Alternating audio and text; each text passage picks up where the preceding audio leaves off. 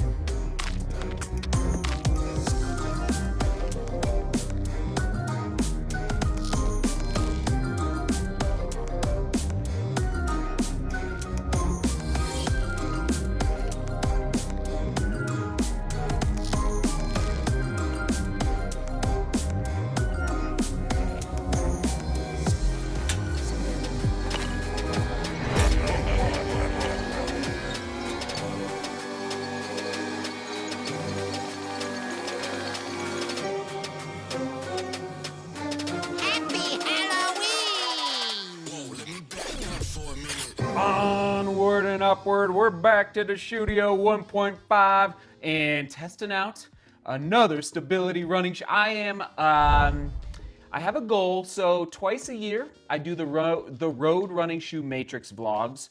Once a year, a trail running shoe matrix vlog. I'll link to all these down below in the description.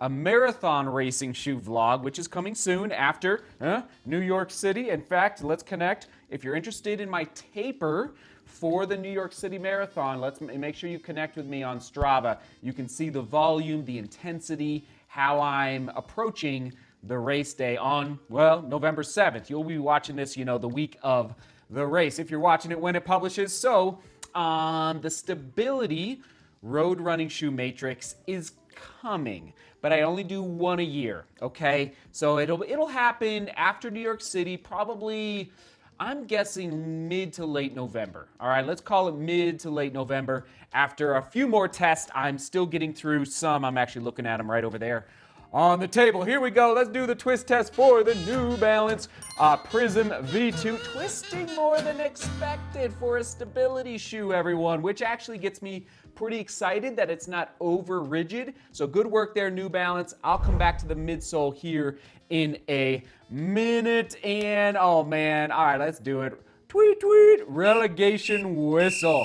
Not taking it to 50 miles. I'll explain why here in a minute. Kind of a big reason, okay? So let's dive in. Road stability, 6mm drop, 28 in the heel, 22 in the forefoot for a really, frankly, a medium-ish stack height, even leaning in the direction of low through the forefoot, okay? Weight, women's size 8, men's size 9, and let's just turn this scale on and confirm. I think we're like 8.3 or 8.4 in my size. Hold on, hold on. Oh boy, I gotta reset. Thank you for your patience. There it is, 8.3 ounces. Sorry about that. That's actually a decent weight for my size in a stability shoe. So there's a good score for you. Engineered mesh, and you nailed it, New Balance, for the breathability. And it is a semi-gusseted tongue, but very breathable through the toe box. Awesome work. And there is the heel counter, okay? Not rigid, not stout. And the heel pocket is fine. And what do I mean by the heel pocket? Think of a pool table, shooting pool. That ball goes across the table, drops into the pocket, and you're just like, yes, that's what I'm talking about, dropping that pool ball, or what is the billiards, I guess would be, is that what you call it around the world, billiards? Well, for the heel pocket in a shoe, I'm talking right there in the back of the heel, where the heel counter meets the bottom of the shoe, the inside, the insole, and I like a nice heel pocket where the ball of your heel just feels secure. I'm not sensing it as much through this heel counter, just so you're aware. But the tongue is amazing, not too much material. I've had issues in the past. I'm thinking specifically of the Beacon lineup from New Balance, where there's just a little too much material floating around on the eyelet chain. But overall, solid eyelet chain here, which is where your laces weave through on the top of your foot. Moving on to that FUELCELL Midsole, maybe a little bit of a stretch there. New Balance, it is FUELCELL, but man, it doesn't feel like FUELCELL. Let's do the durometer.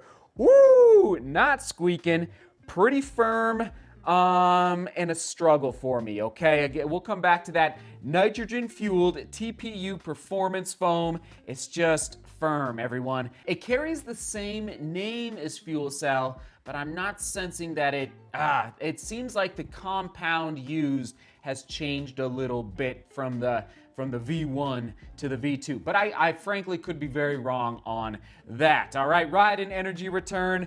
Gotta put it out there. Sorry, 5 out of 10. There is a slight medial post, and let's actually just dive into, there's the overall score. There is a dense, durable rubber on the outsole, okay? I'm actually pleased with it. High durability.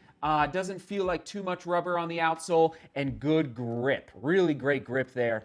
So I foresee this being solid for the winter months. If you're getting ready for winter where you live and you just want a good grip, like it just feels tacky to the touch, which is solid. Fit, true to size, and no issues there. Okay, standard score 7.5 out of 10. Actually, I just remembered maybe a little snug through the midfoot, maybe. All right, I enjoy a snug fit in a running shoe. I'm not afraid of a snug fit, especially I don't want to be moving around really at all. So, but just keep that in mind, maybe through the midfoot, a little bit on the snug side. Comfort, not so good, mostly because of the midsole, okay? Positives and drawback, breathability, number one for sure of that toe box, okay? Drawback is the durometer, just like, ugh. Now, who's it best for? If you prefer a firmer ride, okay? Shout out to the runners. I always think of the runners of like the 70s and 80s who just like had no midsole, and it's like, you guys were tough. You just were tough in the 70s, especially in the 70s. This shoe feels like it would be plush back in the 70s, everybody. All right, durability prediction is 400 miles, 7 out of 10. How will I use this shoe? Classic daily trainer. Now, solid on the price point scale, okay? I think I gave it about an 8.5 out of 10 for a stability shoe, $120. Not too shabby at all. Other shoes to buy on your screen. Soak it in. Out of all four that you're looking at, it's heavy, but I'm really enjoying the shift from Saucony, okay? It's a little heavy. It is a little bit, but man, it's a little firm, but man, it rides well for me. Saucony Endorphin Shift 2, full review publishing pretty soon. Stay tuned for that. New Balance Prism V2, quick specs on your screen, okay? There you go, one more time. Dense, durable rubber on that outsole. Engineered mesh, but a nice engineered mesh. I gotta say, I'm impressed with that engineered mesh. Now, relegation score, everybody, okay? We're relegating, not going to 50 miles because of the midsole. It just is like, making my legs bark a little too much there. New Balance, therefore, we're looking at 6.98 out of 10. Oh, so close to those 7. Sorry, New Balance, just not cutting it for me. Comment of the day being pulled from the Prism V1. Okay, so from about a year ago. If I remember, I'll link to it upper right-hand corner and down below if you're interested in learning about the Prism V1. Shout out to Lucas. Lucas says, really appreciate the inclusion of a stability shoe in your rotation, despite your being a clear neutral runner. I keep trying to get away from stability through prehab and strength training, but always end up injured after going neutral again. Not a lot of stability reviews out there. Keep up the good work. Thank you, Lucas, for the comment of the day. And it's true. I encourage people to work on prehab. You know the prehab vlog, which I just realized is getting a lot of views right now. I think probably because I'm talking about it a lot. But in order to strengthen your feet, strengthen your ankles, avoid injury, so prehab rather than rehab, all right? So you want to get on top, you want to get ahead of the injuries. You want to avoid injuries through prehab rather than having to go to the physical therapist for rehab. So thank you, Lucas, for the comment of the day. Okay, question of the day. How was your race or long run this weekend. All right? Onward and upward. Thanks for tuning in. We'll toss it to the Prism V1. All right? Prism V1 from about a year ago. All right? Right there, right there, right there. Onward and upward. Oh, man. All right. Seek beauty. Work hard and love each other. See you tomorrow.